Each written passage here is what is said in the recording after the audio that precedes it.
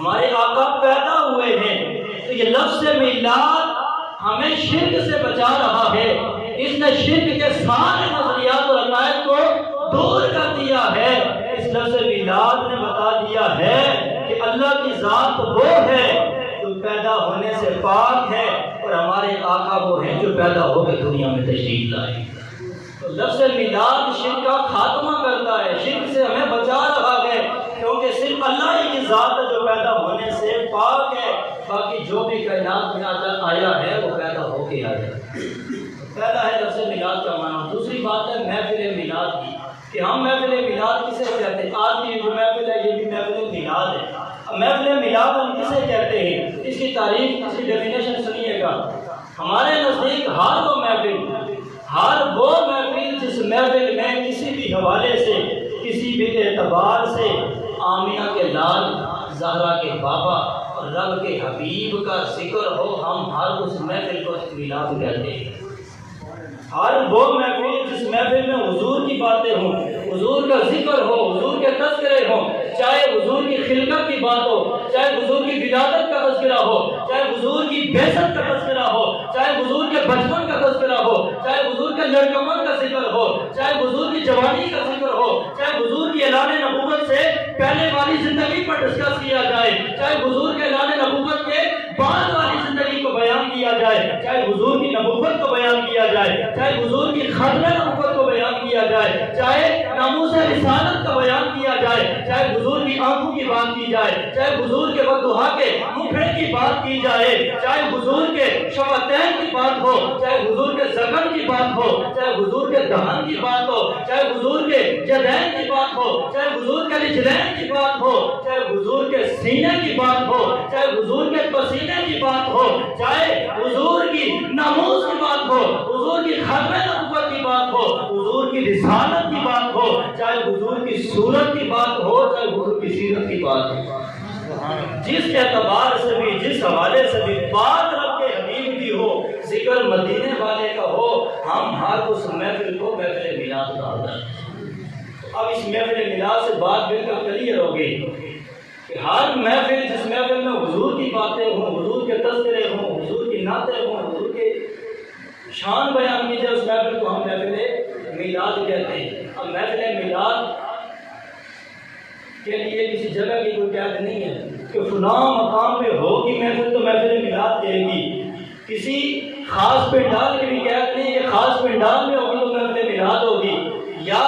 کسی خاص زمانے کی قید نہیں ہے کہ فلاں زمانے میں، فلاں دن یا فلاں مہینے میں ہوگی تو محفل میلاد ہوگی، اور بندوں کی بھی کوئی قید نہیں ہے کہ 1000 بندہ یا لاکھ ہوگا تو محفل میلاد ہی ہوگی، 2 بندے بھی ہوں تب بھی محفل میلاد ہو سکتی ہے، 10 بندے ہوں تب بھی محفل میلاد ہو سکتی ہے، 1000 بندہ ہو تب بھی محفل میلاد ہو سکتی ہے، لاکھ بندہ ہو تب بھی محفل میلاد ہوگی۔ نہ زمانے کی کوئی قید ہے، نہ جگہ کی قید ہے، نہ علاقے کی کوئی قید ہے، نہ وقت کی کوئی قید ہے، نہ ہی بندوں کی کوئی قید ہے، نہ یہ کہتے کہ فلاں مولوی صاحب، فلاں پیر صاحب، فلاں خطیب صاحب، فلاں نعت خوان، فلاں نقیب آئے گا تو محفل میلاد ہوگی۔ نہیں، کوئی بھی انسان ہو، کسی بھی وقت، کسی بھی جگہ، کسی بھی مقام پر، کسی بھی انداز سے بات اگر مدینے والے کی کرے گا تو ہم اس محفل کو محفل میلاد کہیں گے۔ چاہے کوئی محفل مسجد کے اندر کرتا ہے، چاہے کوئی گھر کے اندر کرتا ہے، چاہے وہ کھیت کے اندر کرتا ہے، چاہے کوئی بیچ سڑک کے اندر کرتا ہے، چاہے کوئی بازار کے اندر کرتا ہے، بات اگر مدینے والے کی ہو رہی ہے تو ہم اس محفل کو محفل میلاد کہیں گے۔ اگر 2 بندے بھی بیٹھ کے حضور کی باتیں کر رہے ہیں، ہم اس محفل کو بھی محفل میلاد کہیں گے۔ اگر 1000 بندوں کا اجتماع لگا ہو اور بیٹھ کے حضور کی باتیں کر رہے ہوں، ہم اس محفل کو بھی محفل میلاد کہتے ہیں۔ ضرورت ہے سبحان اللہ۔ محفل میلاد کی سمپل سی آسان سی تعریف یہ ہے، محفل میلاد ہر وہ محفل ہے جس محفل میں ہمارے آقا کی باتیں کی جائیں، ہمارے آقا کا ذکر کیا جائے۔ اب محفل میلاد کی تعریف میں نے آپ کی سماعتوں کی نظر کر دی ہے، اب فیصلہ آپ بھی کریں کہ محفل میلاد جائز ہے کہ ناجائز۔ محفل میلاد چونکہ ذکر مصطفیٰ ہے، اور ذکر مصطفیٰ جائز ہوتا ہے کہ ناجائز ہوتا ہے؟ یار ذکر مصطفیٰ تو وہ ہے جو خود خالق کائنات نے بھی فرمایا۔ آپ ذرا سبحان اللہ۔ محفل میلاد ذکر مصطفیٰ کا نام ہے، اور ذکر مصطفیٰ وہ ہے جو کائنات کے رب نے بھی فرمایا ہے۔ آپ اٹھائیں سارا قرآن ہی میرے آقا کا ذکر ہے، سارا قرآن ہی میرے آقا کی نعت ہے، سارے قرآن میں تیرے اور میرے آقا کے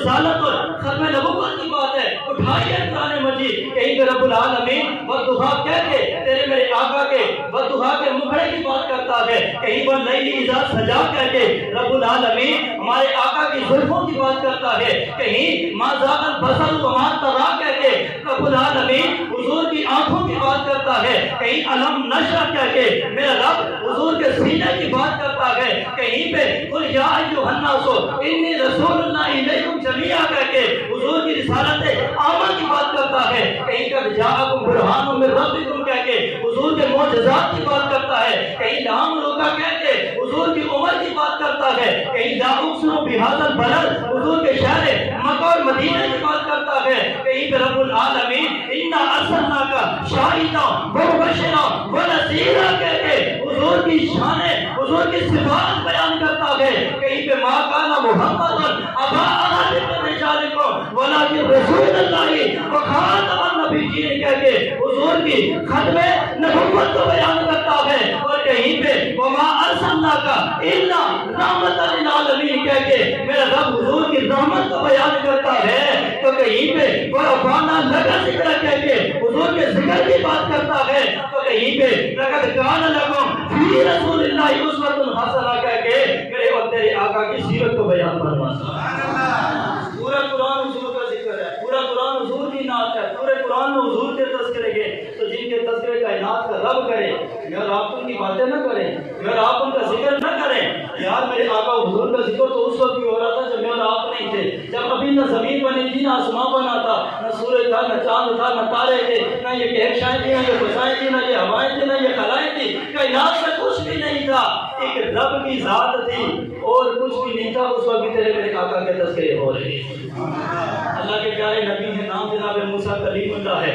جناب موسیٰ کلیم اللہ بارگاہ خدا بندی میں حاضر ہوئے، چونکہ اللہ کے وہ نبی ہیں کہ جن سے رب العالمین نے شب ہم کلامی بخشا ہے، تو رب العالمین کی بارگاہ میں کلام کرنے کے لیے حاضر ہوئے، رب العالمین نے فرمایا موسیٰ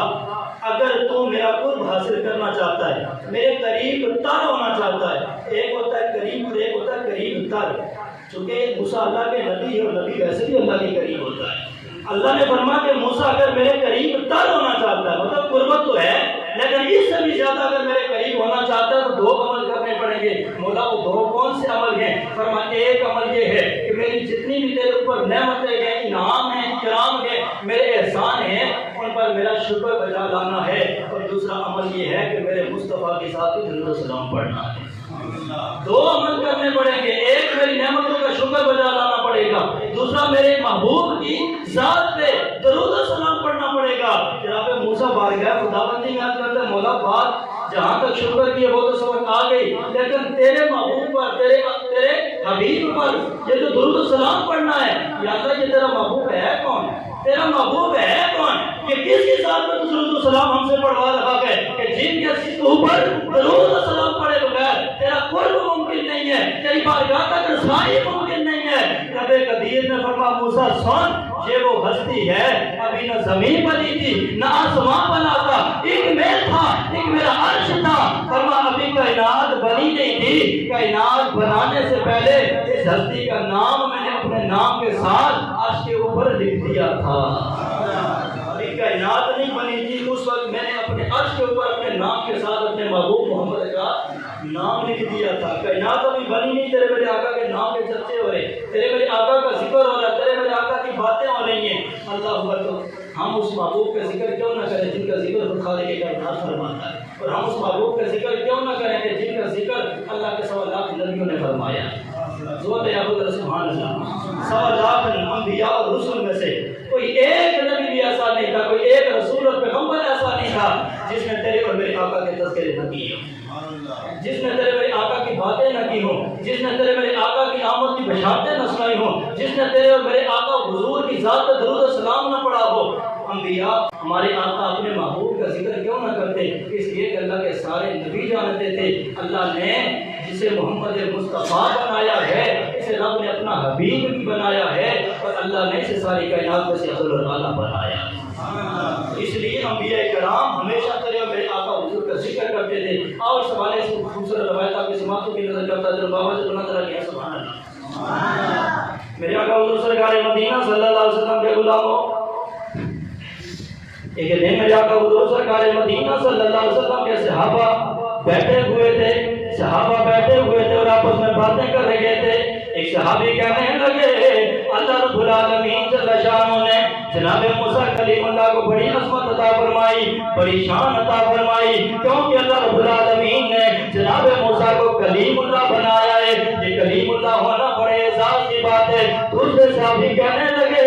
اللہ رب العالمین نے جناب ابراہیم کو بڑی شان عطا فرمائی ہے, اس لیے کہ اللہ رب العالمین نے ابراہیم کو خلیل اللہ بنایا ہے, اپنا دوست بنایا ہے, اپنا خلیل بنایا ہے. تیسرے صحابی کہنے لگے اللہ رب العالمین نے جناب عیسیٰ کو بڑی شان عطا فرمائی ہے, اس لیے کہ عیسیٰ روح اللہ ہے اور یہ روح اللہ ہونا بڑے اعزاز کی بات ہے.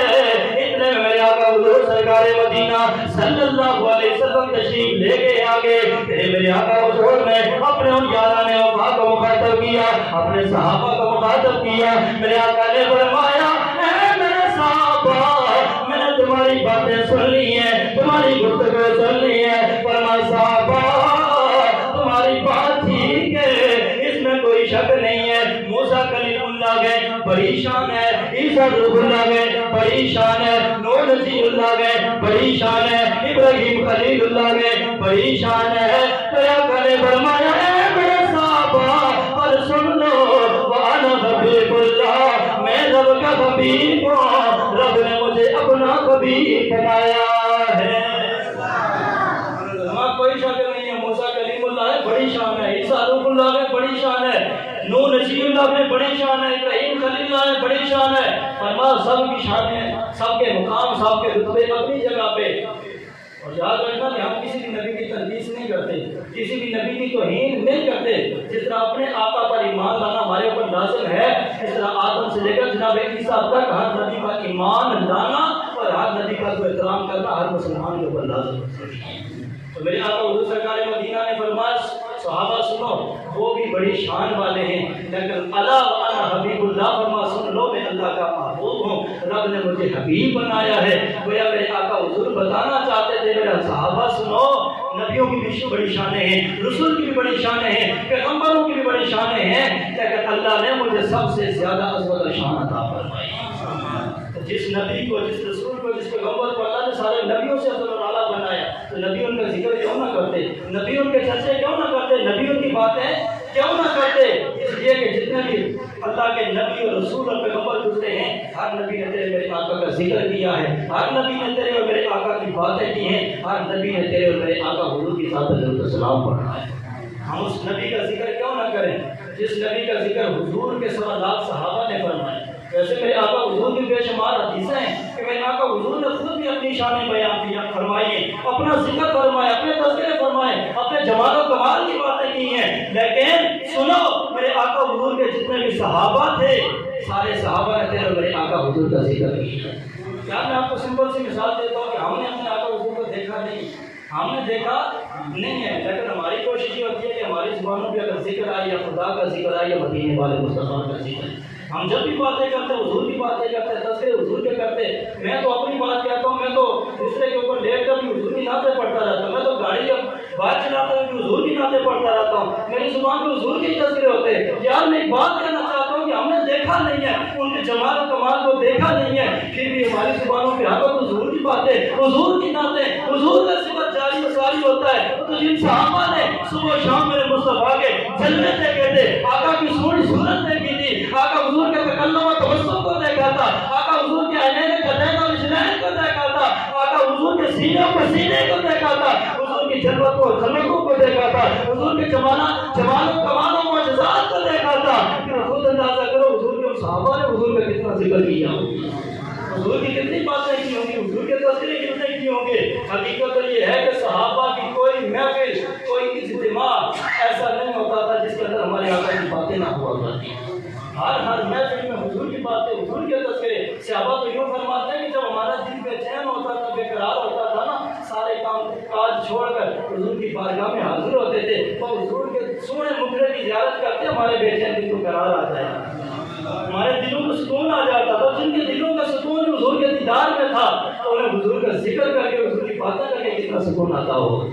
تو صحابہ کی کوئی محفل ایسی نہیں تھی جس کے اندر حضور کا ذکر نہیں ہوتا تھا کہ میں نے شروع میں آغاز کیا ہے کہ محفل میلاد ہم کہتے ہیں ذکر مصطفیٰ کو، جہاں ذکر ہو ہم اس کو محفل میلاد کہتے ہیں۔ یا صحابہ کی کون سی محفل تھی جس محفل کے اندر حضور کی باتیں نہیں ہوتی، جس میں حضور کا ذکر نہیں ہوتا تھا؟ آؤ میں ایک نسائی شریف کی روایت اس حوالے سے کرتا چلوں، بابا جبران کی حضرت سبحان اللہ۔ نسائی شریف کی روایت ہے، تیرے اور میرے آقا حضور سرکار مدینہ کے سونے صحابہ بیٹھے ہوئے ہیں، مسجد نبوی کا ماحول ہے۔ آقا حضور سرکار مدینہ صلی اللہ علیہ وسلم کے صحابہ بیٹھے ہوئے ہیں، اتنے میرے آقا حضور سرکار مدینہ کی جلوہ گری ہوئی، تیرے اور میرے آقا حضور سرکار مدینہ صلی اللہ علیہ وسلم تشریف لائے۔ ہمارے آقا حضور سرکار مدینہ نے اپنے صحابہ کو جب دیکھا مسجد کے اندر بیٹھے ہوئے ہیں، تو جمعے کا وقت نہیں ہے، کوئی نماز کا وقت نہیں ہے، کوئی اور ایسا کوئی وقت نہیں تھا، یعنی نماز یا جمعے کے علاوہ کوئی وقت تھا، اس وقت کے دوران صحابہ مسجد کے اندر بیٹھے ہوئے تھے۔ میرے آقا حضور آئے، میرے آقا حضور نے اپنے صحابہ کو مخاطب کر کے فرمایا، معاذ کیا صحابہ اس وقت مسجد کے اندر کیوں بیٹھے ہو؟ تمہارے یہاں آنے کا بیٹھنے کا مقصد کیا؟ معاذ کیا سب، یہ نسائی شریف کی روایت ہے۔ میرے آقا نے فرمایا کیوں بیٹھے ہو، یہ اجتماع کیوں لگا ہے، کیا مقصد ہے تمہارے یہاں آنے کا، کیا مقصد ہے تمہارے میں بیٹھنے کا؟ آج ہم محفل سجا کے بیٹھے، کوئی پوچھ سکتا ہے مسجد میں گئے تھے، کیوں گئے تھے، وہاں پہ کیوں جمع ہوئے تھے، کیا مقصد تھا، کیا مشن تھا؟ اب صحابہ بیٹھے ہوئے ہیں، مدینے کے تاجدار آئے، میرے آقا نے فرمایا صحابہ مسجد میں اجتماع لگا کے بیٹھے ہو، محفل لگا کے بیٹھے ہو، بتائے تمہارا مقصد کیا ہے، تمہارا مشن کیا ہے؟ تو سنو صحابہ کا جواب کیا ہے۔ تیرے اور میرے آقا حضور کے صحابہ عرض کرتے ہیں بارگاہ مصطفیٰ میں، ما جلسنا الا ان نحمد اللہ تعالی علی توفیقہ ان ہدانا اللہ الی الاسلام ومن علینا بک یا رسول اللہ۔ اے اللہ کے سونے حبیب، ہمارے یہاں بیٹھنے کا مقصد یہ ہے، ہمارا مشن یہ ہے، ہم یہاں بیٹھ کے اللہ کی حمد و ثنا بجا رہے ہیں، ہم یہاں بیٹھ کے اللہ کا شکر ادا کر رہے ہیں۔ اے صحابہ کس بات کے اللہ کا شکر ادا کر رہے ہو؟ آج کہتے ہیں یا رسول اللہ مقصد یہ ہے، مشن یہ ہے، اس بات پہ اللہ کا شکر ادا کر رہے ہیں کہ اللہ نے ہمیں اسلام لانے کی توفیق عطا فرمائی ہے، اللہ نے ہمیں مسلمان بنایا ہے، اللہ نے ہمیں کافر مشرک یا کسی اور مذہب میں نہیں رکھا، بلکہ اللہ نے ہمیں اپنے محبوب کے امتیوں میں رکھا ہے۔ محبوب کا کلمہ پڑھ کر محبوب کے دین میں داخل ہونے کی، مسلمان بننے کی توفیق عطا فرمائے، اس بات پہ اللہ کا شکر بجا لا رہے ہیں۔ ومن علینا بک یا رسول اللہ، اور اس بات پہ بھی اللہ کا شکر بجا لا رہے ہیں کہ اللہ نے اپنا سونا محبوب عطا کر کے ہمارے اوپر احسان فرمایا، ہم اس احسان کا شکر بجا لا رہے ہیں۔ مولا تو نے احسان کیا ہے کہ اپنا سونا محبوب دیا ہے، حالانکہ محبوب کوئی کسی کو نہیں دیتا، کوئی کسی کو نہیں دیتا، تو یہ آپ کا کم احسان ہے کہ اس اپنے سونا محبوب ہمیں عطا فرمایا ہے۔ تو صحابہ کے محفل سجانے کا مقصد کیا تھا کہ اللہ کی حمد و ثنا اور شکر بجا لا رہے تھے کہ اللہ نے مسلمان بھی بنایا ہے اور اللہ نے حضور کو امتی اور حضور کا غلام بھی بنایا ہے۔ اور آج ہم محفل میلاد سجا کے ہم یہی کہتے ہیں، دنیا والوں کو بتاتے ہیں کہ کائنات والوں اللہ کا شکر ہے، اللہ نے ہمیں اپنا سونا محبوب عطا فرمایا، اور ہم بھی کریا کریا بستی بستی وادی وادی نگر نگر یہی پیغام دیتے ہیں کہ فضل رب اللہ اور کیا چاہیے، فضل رب اللہ اور کیا چاہیے، مل گئے مصطفیٰ اور کیا چاہیے، مل گئے اور کیا چاہیے، مل گئے مصطفیٰ اور کیا چاہیے۔ حوالے کرتے ہیں یا رسول اللہ، ہمارے بیٹھنے کا محفل سجانے کا مقصد یہ ہے، ومن علینا بک یا رسول اللہ، جو آپ کی صورت میں رب نے ہمارے اوپر احسان فرمایا ہے، ہم اس احسان کا شکر بجا لا رہے ہیں۔ اور یاد رکھنا، جب بھی کوئی کسی پر احسان کرتا ہے تو ہر جس پر احسان کیا جائے اس بندے کے اوپر لازم ہے اپنے محسن کو بھی یاد رکھے، محسن کے احسان کو بھی یاد رکھے۔ اب کائنات کے رب نے ہم پر احسان فرمایا، مومنوں پر احسان فرمایا، حضور کے امتیوں پر، حضور کے غلاموں پر احسان فرمایا، لہذا ہمارا حق بنتا ہے، ہمارے اوپر لازم ہے رب کے اس احسان کو یاد بھی رکھیں، اس احسان کا ذکر بھی کریں، اس احسان کو یاد بھی رکھیں اور اللہ کا شکر بھی بجا لائیں، اور یہی ہمارا مقصد ہوتا ہے۔ اسی مقصد کے لیے ہم اپنے میلاد سجاتے ہیں، اللہ کا شکر بھی بجا لاتے ہیں، اللہ کے احسان کو یاد بھی کرتے ہیں جو اللہ نے اپنے سونے محبوب کی صورت میں ہمارے اوپر احسان فرمایا ہے۔ خیر میں آج کل آتا کہ حضور کا ذکر وہ ہے جو حضور کے سوالات صحابہ نے فرمایا، صحابہ نے محفل لگائی ہے باقاعدہ طور پہ حضور کی آمد، حضور کی بعثت اور حضور کی تشریف آوری پر اللہ کا شکر بجا لا رہے تھے کہ ومنا علینا بک یا رسول اللہ، یا رسول اللہ، اس بات پہ ہم نے محفل سجائی ہے کہ ہم اللہ کا شکر بجا لا رہے ہیں کہ اللہ نے آپ کو ہمیں عطا فرما کے دنیا میں بھیج کر آپ کو دنیا میں مبعوث فرما کر ہمارے اوپر بہت بڑا احسان کیا۔ یا اللہ تیرا شکر، ہم اس قابل نہیں تھے کہ تو نے اپنا سونا محبوب ہمیں عطا کیا۔ حضور کا میلاد، حضور کا ذکر وہ ہے کہ اللہ رب العالمین نے بھی فرمایا اور رب کے سوالات انبیاء نے بھی فرمایا، حضور کے سوالات صحابہ نے بھی حضور کا ذکر فرمایا، اور ہمارے آقا کا ذکر وہ ہے جو بڑے بڑے ائمہ مجتہدین نے بھی فرمایا، بڑے بڑے فقہاء محدثین نے بھی فرمایا۔ محدث ہے بہت بڑے وقت کے نام ہے محدث ابن جوزی، اور یہ 12ویں صدی کے محدث ہیں، 12ویں صدی تیسری کے محدث ہیں، بہت بڑے امام وقت کے۔ علامہ ابن جوزی رحمۃ اللہ تعالیٰ علیہ فرماتے ہیں کہ مکہ المکرمہ، مدینہ المنورہ، مصر اور شام اور تمام بلاد عرب کے جتنے بھی باشندے ہیں، فرما ان کا معمول اور رواج یہ ہوتا تھا کہ وہ ہر سال ماہ ربیع الاول میں محفل میلاد سجایا کرتے ہیں۔ یہ 1200 صدی کی بات ہے، 12ویں صدی کی بات ہے، اس دور کے یہ محدث ہیں۔ آپ فرماتے ہیں کہ مکہ اور مدینہ اور شام اور مصر اور تمام بلاد عرب میں حضور کے میلاد کی محفلیں ہر سال ماہ ربیع الاول میں منعقد کی جاتی ہیں۔ اور صرف اتنا ہی نہیں، آپ فرماتے ہیں کہ جو ہی ربیع الاول کا چاند شروع ہوتا تھا نا مسلمانوں کے لبوں کے اوپر اور مسلمانوں کے ماحول کے اندر ہر طرف خوشیوں کا سما ہو جایا کرتا، ہر طرف خوشیوں کا سما ہوتا تھا، خوشیوں کی کیفیت ہوتی تھی، اور ہر سال ماہ ربیع الاول میں بالخصوص وہ محفل میلاد منعقد کرتے، حضور کا ذکر کرتے، حضور کی ولادت باسعادت کو بیان کرتے تھے، حضور کے جمال و کمال کی باتیں کرتے تھے، حضور کا ذکر بھی کرتے تھے اور حضور کی دعوت ان کو سلام بھی پڑھا کرتے تھے۔ اور صرف اتنا ہی آپ فرماتے ہیں کہ جتنے بھی مسلمان حضور کا میلاد مناتے تھے، اس میلاد منانے پر وہ اجر و ثواب بھی پاتے تھے